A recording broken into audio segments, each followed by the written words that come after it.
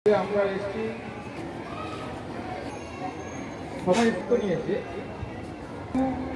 মানুষকে অবগত করার জন্য আমরা প্রতিদিন তিন জায়গায় করে আমরা এরকম সবাই এখানে গ্রাম্য অঞ্চল সবাই সবাই নিয়ম কানুনগুলো জানানোর জন্য আমরা গিয়ে আমরা এইভাবে মানুষজনদেরকে বোঝানোর চেষ্টা করছি যাতে রাস্তা চলার পথে আমরা সতর্কভাবে চলাফেরা করি। তো এখানে আমরা কলকাতা পুলিশ ট্রাফিক ডিপার্টমেন্ট থেকে এসেছি। ট্রাফিক ডিপার্টমেন্টে রাস্তাঘাটে যে যানবাহনের সঙ্গে পেডেস্ট্রিয়ান, তোমরা যারা হাঁটাচলা করো, যারা সাইকেল নিয়ে যাতায়াত করো, ইঞ্জিন ভ্যান নিয়ে, সবগুলোই এই ট্রাফিকের মধ্যে পড়ে। তো আমাদের এই প্রথাগত এগুলো আমাদের জেনে রাখা দরকার, কারণ আমাদের প্রত্যেকের রাস্তাঘাটে চলাফেরা করতে হয়, তাই তো? বাড়ি থেকে যখন স্কুলে আসছি তখন মেন রোড ধরে আমরা স্কুলে আসছি, তাহলে স্কুলে আসার সময় আমাদেরকে সবসময় সতর্ক থাকতে হবে যে আমরা রাস্তা যখন পারাপার হব দুদিকে দেখে নেব কোনো যানবাহন বা বড় গাড়ি যাতে না আসে, না যখন না আসবে সে সময় আমরা আস্তে আস্তে হাত দেখিয়ে পার হব, বা যেখানে সিগন্যাল আছে রেড সিগন্যাল হবে নির্দিষ্ট জেব্রা ক্রসিং দিয়ে আমরা আস্তে আস্তে পার হব। এই সিগন্যাল মেনটেন করে আমরা চলাফেরা করব, বা যারা আমরা সাইকেল দিয়ে স্কুলে আসি তাহলে সাইকেলটা আমরা সেভাবে রাস্তার এক পাশ দিয়ে সাইকেল চালাবো, চারিদিকে লক্ষ্য রাখবো। হয়তো আমি রাস্তার বাঁ পাশ দিয়ে যাচ্ছি, ডান পাশে কোনো দোকানে আমার প্রয়োজন আছে, তাহলে ডান পাশে যেতে গেলে আমি নেমে দাঁড়িয়ে দুপাশ ভালো করে দেখে নিয়ে তারপরে সাইকেলটাকে হাঁটিয়ে নিয়ে ওপারে যাবো, ওপারে গিয়ে দোকানে কাজ নিতে সেম ভাবে আবার এপারে এসে তারপর সাইকেল নিতে যাবো।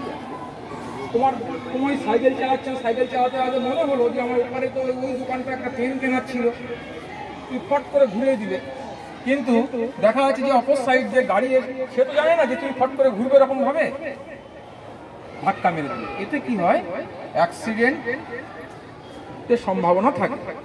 তাহলে এই সব জিনিসগুলো আমরা সব সময় মেনে চলি। এখানে কয়েকটা প্ল্যাকার্ড তোমাদের হাতে দেওয়া হয়েছে, যেমন ওই বোনটার হাতে কি আছে, গাড়ি চালানোর সময় মোবাইল ব্যবহার নয়, গাড়ি চালাবার সময় মোবাইল ব্যবহার নয়। অর্থাৎ আমরা দেখেছি যে বাইক চালাচ্ছে, কানে মোবাইল ধরে বাইক চালাচ্ছে, ঠিক এরকম ভাবে। তাহলে এতে হচ্ছে কি, ওর মন, ওর ব্রেনটা কাজ করছে কিন্তু মোবাইল, গাড়ির দিকে লক্ষ্য নেই। এতে হয় কি, অ্যাক্সিডেন্টের প্রবণতা বাড়ে। তারপরে পিছনে আছে কি, আমরা হেলমেট পরব, বাইক চালাতে গেলেই আমরা হেলমেট পরব। হেলমেট কেন পরব? এক ব্যক্তি আমাকে বলছে যে আমি আমার টাকায় পরবো কি না পরবো সেটা আমার ব্যাপার। আমি তাদেরকে বললাম যে আপনার সুরক্ষার জন্য আপনি হেলমেট পরবেন, পুলিশের জন্য নয়। যে ওই চৌমাথায় গেলে কিংবা রাস্তায় গেলে আমাকে পুলিশ ধরবে হেলমেট পরে, এই জন্য আমি হেলমেট আমাকে পরতে হবে। তারপরে কি আছে যে মদ্যপ অবস্থায় গাড়ি চালাবেন না, অর্থাৎ যখন কেউ অপ্রকৃতস্থ অবস্থায় থাকে সে সময় কোনোভাবেই গাড়ি হ্যান্ডেলে হাত দেওয়া উচিত নয়। তারপরে কি আছে, আমরা নির্দিষ্ট জেব্রা ক্রসিং, যেটা রাস্তার মধ্যে একটা জেব্রা ক্রসিং আছে, জেব্রা ক্রসিং দিয়ে আমরা রাস্তা পারাপার হব। যারা বাসে করে স্কুলে বা অন্য কোনো যাতায়াত করে, নির্দিষ্ট দেখবেন যে রাস্তার কিছু মার্কিং থাকে যেটা বাস স্টপ, তাহলে সেখানে দাঁড়িয়ে আমরা বাসটা ধরব। চলন্ত বাসে কোনোদিন আমরা উঠবো না, বা গাড়িটা রানিং আছে, রানিং অবস্থায় আমরা নামতে যাব না।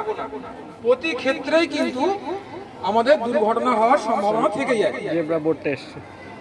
এখন এত কিছুর মধ্যে তোমাদের মনে হয়তো প্রশ্ন জাগতে পারে যে আমাদেরকে কেন এসব কথা শোনাচ্ছেন, আমরা তো রাস্তায় বাইকও চালাই না, গাড়িও চালাই না, তাহলে আমাদেরকে শোনাচ্ছেন কেন? তোমাদের শোনানো হচ্ছে এই জন্যেই, ছোট থেকেই তোমাদের মনে যেন জিনিসগুলো গেঁথে যায়। আর তার পাশাপাশি তোমাদের ফ্যামিলি মেম্বার যারা আছেন বড়রা, তাদেরকেও একটু অনুরোধ করা যে বাপি তুমি যখন বাজারে যাচ্ছ তুমি হেলমেটটা নিয়ে যাবে। সেটা যতটা পুলিশ না বললে হবে কার্যকর হবে, বা বাড়ির অন্য কোনো ব্যক্তি বললে কার্যকর হবে, তোমরা বললে তার কার্যকারিতা 100% হবে। কারণ প্রত্যেকটা বাবা মা তোমরা হচ্ছে ভালোবাসার সম্পর্ক। বাবা মা বা তোমার ফ্যামিলি তোমাদেরকে খুব ভালোবাসে। সেই জায়গা থেকে তোমাদেরকেই আরো 10 জন, তোমরা প্রত্যেকে যদি আরো 10 জনকে বোঝাতে পারো জিনিসগুলো, যে এই জিনিসটা করা উচিত, এই জিনিসটা করা উচিত নয়, তাহলে দেখবে একদিন এই ভাঙর সুন্দর পরিষ্কার হয়ে সবাই নিয়ম মেনে চলছে, দেখতে দেখতে কত সুন্দর লাগে। ঠিক আছে, আমি এই পর্যন্ত বললাম। আর ওসি সাহেব আছে, ওসি সাহেব বলবেন। এর আগেও আমরা স্কুলে এসেছি, প্রোগ্রাম করেছি। এই স্কুলের যে পরিকাঠামো আছে এই জায়গাটা আমার খুব ভালো লাগে, সেই জন্যই বারে বারে কিন্তু আমি তোমাদের স্কুলটাকে চুজ করি। আর ছেলেরা অনেক বেশি, তাই তো যাদের রোদ লাগছে একটু সবার মধ্যে চলে এসো, যাদের রোদ লাগছে একটু সবার মধ্যে চলে এসো, চলে এসো, হ্যাঁ সবার মধ্যে চলে এসো। আচ্ছা, এখানে দেখো আমরা অনেক ফ্লেক্স বা ফেশনগুলো লাগিয়েছি। আমার পেছন দিকে একটা জায়গাতে রয়েছে, দেখো লেখা আছে শব্দে জব্দ আর নয়, শব্দে জব্দ আর নয়। এই কথাটার মানে কি বলতে পারো? কি বলতে পারো? শব্দে জব্দ আর নয় মানে কথাটা ভেরি গুড। কেন কম করতে বলছে? ওর ফলে শব্দ দূষণ হয় এবং অনেক অসুবিধা দেখা দিতে পারে। খুব সুন্দর, খুব সুন্দর। এটা হচ্ছে প্রকৃত সচেতন বোধ, যেটা বলে একটা ছেলে ও জানে, জেনেছে, শিখেছে, এবং এইটাকে ইউটিলাইজ করতে হবে। রাস্তায় যখন তুমি কাকার সঙ্গে, দাদার সঙ্গে, বাবার সঙ্গে যখন বাইকে আসছো, অনেক সময় দেখবে হয়তো তোমার স্কুলে দেরি হচ্ছে, অযাচিত কারণে উনি হয়তো হর্ন এক্সট্রা বাজাচ্ছে। এই জায়গাগুলোতে আমি প্রত্যেক ছাত্রদেরকে বলবো, যখনই দেখবে যে হর্ন বাজাচ্ছে তাহলে সেটা প্রতিবাদ করো, বা বাবাকে বলো বা দাদাকে বলো, যে নিয়ে আসছে তাকে বলো যে অযথা হর্নটা বাড়াবে। কারণ হর্ন বাজালে কি হবে, আমার মাথার সমস্যা হতে পারে, ব্রেনের সমস্যা হতে পারে, তাই তো সাইকোলজিক্যাল প্রবলেম হতে পারে। এই ছোট ছোট জিনিসগুলো আমরা শুধু জানলেই হবে না, আমাদের সবাইকে বলতে হবে, এটা মানতে হবে। যতক্ষণ না পর্যন্ত আমরা মানতে পারছি ততক্ষণ কিন্তু আমাদের সচেতনতার ব্যাপারটা আগাচ্ছে। আরো কতগুলো জিনিস দেখতে হবে। দেখো যে চলন্ত বাসে ওঠানামা করবেন দেখা বলেছিল, আমরা অনেকেই কিন্তু এটা মানি, চলন্ত বাসে ওঠানামা করি না। বিশেষ করে আমি যারা এখানে গার্জিয়ান আছে তাদের উদ্দেশ্যে বলছি, এটা মন দিয়ে শোনো। দেখবেন বাস থামলো, বাস থামার পরে বাচ্চাকে নিয়ে এরকম অনেক ইনসিডেন্ট আমাদের সঙ্গে ঘটেছে, তাই এক্সপিরিয়েন্সের জন্য আমাদের বলি।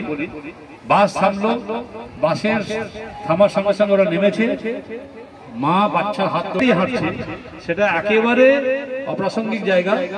বাস থামলো, একেবারে বাসের সামনে দিয়ে আপনি হাঁটছেন, মানে রাস্তা ক্রস করবেন, বাসের সামনে দিয়ে হাঁটছেন। তাতে করে কি হয়, যে ড্রাইভার আছে সে কিন্তু আপনাকে দেখেনি আপনি নামলেন কি নামলেন না, কন্ডাক্টর হয়তো দেখলো যে আপনি নেমেছেন। এইবার যখন বাস দাঁড়িয়ে আছে, আপনি বাসের সামনে দিয়ে পার হতে যাচ্ছে, মানে খুবই বাজে পরিস্থিতি হয়। ওই বাসের ড্রাইভার কিন্তু আপনাকে দেখতে পাচ্ছে, বাসের ড্রাইভার যেখানে বসেছে, যে সিটে বসে আছে, সেই সিট থেকে আপনি যখন পার হচ্ছেন পুরোটাই ব্লাইন্ড স্পট। আপনার হাইটের সঙ্গে বাসের যে হাইট মিলছে না, ওর চোখের সঙ্গে আসছে না, পুরোটাই ব্লাইন্ড স্পট। দেখা গেছে এরকম অনেক ক্ষেত্রে হয়েছে, বাচ্চা এবং মা বিয়ে হয়েছে, আহত হয়েছে, মারা গেছে, এরকম অনেক কিছু হয়েছে। সেই জন্যই চলন্ত বাসে ওঠানামা করার সঙ্গে সঙ্গে সবসময় আপনারা চেষ্টা করবেন সেফলি রাস্তায় ক্রস করা। জেব্রা ক্রসিং আপনি পার করবেন, জেব্রা ক্রসিং যেগুলো লেখা আছে ভালোই ভালো সাদা কালো, তাই তো শুনছো তোমরা বলতে বাবা? ভালোই ভালো সাদা কালো, তার মানে হচ্ছে জেব্রা ক্রসিং দিয়ে আমরা পার হবো। জেব্রা ক্রসিং দিয়ে পার হলেও আমরা জানি জেব্রা ক্রসিং দিয়ে পার হতে হয়, কিন্তু পার হলেও আমাকে কিন্তু একেবারে সেফ হয়ে পার হতে হবে। অনেক সময় দেখা যাচ্ছে জেব্রা ক্রসিং দিয়ে আপনি পার হচ্ছে, দূরে দেখছেন একটা বাস আসছে, এই ছোট ছোট জিনিসগুলো কিন্তু অ্যাক্সিডেন্ট বাড়িয়ে দেয়। দূরে দেখছেন একটা বাস আসছে, আপনি আন্দাজ করে নিয়েছেন যে ওই বাসটা আমার কাছে আসা পর্যন্ত আমি রাস্তা ক্রস করে যাব, আপনি আন্দাজ করে নিয়েছেন। কিন্তু ওই বাসের সাইডে একটা বাইক আসছে, সেটাকে আপনি দেখতে পারেন, দেখা সম্ভব নয়, অত হাইটের বাস। ওই হাইটের বাসের পাশ দিয়ে দেখা যাচ্ছে যে একটা বাইক আসছে বাসের পাশে, ওই বাইকটাকে আপনি দেখলেন, আপনি আন্দাজ করে নিলেন, ক্যালকুলেশন করে নিলেন যে আমি এখান দিয়ে রাস্তা পার হয়ে যাবো, ওদিক থেকে বাইকটা এসে ওভারটেক করে আপনাকে ধাক্কা দিতে হবে। তো সেই জন্যই যখনই রাস্তা ক্রস করবেন কখনোই বড় গাড়ির সামনে দিয়ে, বড় গাড়ির পাশে রেখে রাস্তা পার করবেন না। দেখবেন যে পুরো জায়গাটা ভিজিবল আছে, আপনি দেখতে পাচ্ছেন যে অনেক দূর পর্যন্ত যে সেফ আছে, বড় গাড়ি আসছে না বা এমন কোনো কেউ আসছে না আমাকে মারতে পারে, সেই রকম দেখে দয়া করে আপনারা বাচ্চাদেরকে নিয়ে পার হবেন।